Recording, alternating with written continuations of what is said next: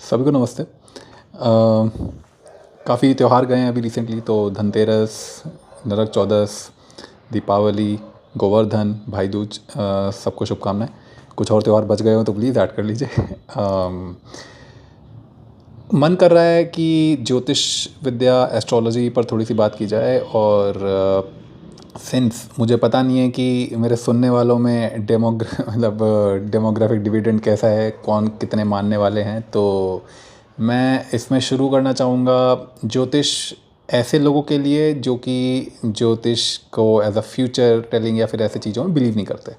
लगभग मैं बोलूँ तो पिछले साल मई जून में जाके मेरा ज्योतिष से थोड़ा बहुत पाला पड़ा था, और धीमे धीमे अपने आप पर अप्लाई करके और थोड़े बहुत रिलेशन देख के मैंने चीज़ें शुरू करी। उसके बाद मैं कभी आगे वीडियो में बताऊंगा। लेकिन जितना मैंने जाना देखकर, ज्योतिष is very much about psychology as well, instead of just future telling कि भाई तुम्हें पैसा मिलेगा नहीं मिलेगा, शादी होगी नहीं होगी, ये सब नहीं है। ज्योतिष में बहुत कुछ है। तो बजाय कि एक प्लैनेट्स और ग्रेविटी को मान के डिस्कार्ड कर देने से, उसमें से जितनी चीज़ें आप एक्सट्रैक्ट कर सको अपने बेनिफिट के लिए, अगर आप किसी प्रॉब्लम से डील करते हो तो फिर उसमें आपको ज्योतिष का आप इस्तेमाल कर सकते हैं। अब इस्तेमाल करने के लिए सबसे पहले थोड़ा बहुत समझना पड़ेगा कि ज्योतिष का एक बेसिस क्या है। तो थोड़ा बहुत मैं एक ब्रीफ यहाँ पर दे देता हूँ। तो ज्योतिष में अगर आप देखें, कॉर्नर स्टोन जो होता है उसमें हैं प्लैनेट्स, और इसमें आपके 9 आपके फिगर्स रखे जाते हैं मेनली: सूर्य, चंद्रमा, बुध, शुक्र, मंगल, बृहस्पति, शनि, राहु, केतु। मैं कुछ भूल गया हूँ तो कोई बात नहीं। तो 9 आपके मेन फिगर्स होते हैं, और इनके इन्फ्लुएंस से आपके चार्ट को रीड किया जाता है। अब यहाँ पर मैं बोलता हूँ कि चार्ट भूल जाओ। चार्ट को मतलब देखो ही मत। मेन फोकस यहाँ पे अगर आप देखोगे तो ज्योतिष जब आप थोड़ा बहुत पढ़ोगे तो आपको एक ब्रीफ आइडिया मिलेगा कि हर प्लैनेट का एक सॉर्ट ऑफ साइकोलॉजिकल प्रोफाइल कहो या पर्सनालिटी कहो, एक डिफाइन की जाती है। मार्स को एक एज अ सोल्जर डिपिक्ट किया जाता है, एग्रेसिव डिपिक्ट किया जाता है। शनि को as an old man, grumpy old man depict किया जाता है। जुपिटर को एक गुरु या पंडित की तरह, और चंद्रमा is like emotions a female. So like that, ये इतने मतलब थोड़ा ना सॉर्ट ऑफ एक साइकोलॉजिकल ट्रेट्स होते हैं, और हर प्लैनेट को कुछ ना कुछ चीज़ें असाइंड होती हैं। मार्स को एग्रेशन असाइंड है, मार्स को आपके एनर्जी असाइंड है, energy to do things assigned है। मून को आपके इमोशंस आपके असाइंड हैं, और शनि को डिसिप्लिन या कर्मा एट्सेट्रा। तो इस तरह के कई सारे कॉन्सेप्ट्स हैं जो कि हर प्लैनेट को आपके असाइन किए हुए हैं। अब सीन क्या बनता है कि मान लो फॉर एग्ज़ाम्पल कोई बंदा है जो कि बहुत ज़्यादा डिप्रेशन में है फॉर एग्ज़ाम्पल।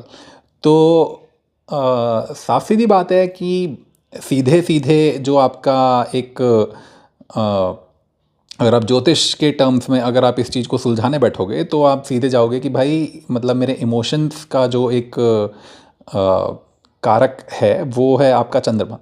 और बजाय कि आप किसी चार्ट वार्ट को देखो कि आपकी दशा क्या है, आपका ग्रह कौन सा है, क्या चल रहा है क्या नहीं चल रहा है, सब भूल जाओ। सीधे सीधे जाओ कि चंद्रमा क्या है और उसके रेमेडीज उठा लो।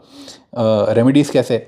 इस टाइप के रेमेडी नहीं कि भाई दाल चावल कुछ लेके किसी भगवान पे कैसे कुछ चढ़ा दे, क्योंकि आपकी अगर फेथ ही नहीं है तो फिर उस पर तो काम होने नहीं वाला। सिंपल ऐसे रेमेडीज़ जिस पे कुछ ऐसे कोई फेथ वाली वो नहीं है। फॉर एग्ज़ाम्पल चंद्रमा के लिए सबसे पहले अगर आप बोला जाएगा तो बोलेगा भाई खाने को आप दान करो सबसे पहले। और एक चीज़ ये भी बोली जाएगी कि अपनी माँ के साथ संबंध ठीक करो सबसे पहले। तो अगर इस वे में चलते चले गए और खाना जब आप डोनेट करोगे तो फिर इस तरीके के सिंपल सिंपल कुछ कॉन्सेप्ट्स होते हैं हर प्लैनेट के लिए। मार्स के लिए बोला जाएगा वर्कआउट करो, इस तरह की चीज़ें। तो अगर थोड़े बहुत ऐसे सिंपल कॉन्सेप्ट्स भी अगर आप यूज़ करते हो, मैंने जाने अनजाने में मतलब मैंने अपने साथ अप्लाई किए थे और फिर मेरे को बाद में पता लगा कि वो क्या हो रहा था। तो इस तरीके से भी अगर आप किसी प्रॉब्लम को अप्रोच करना चाहो तो फिर उसमें भी आपको काफ़ी हेल्प मिल सकती है।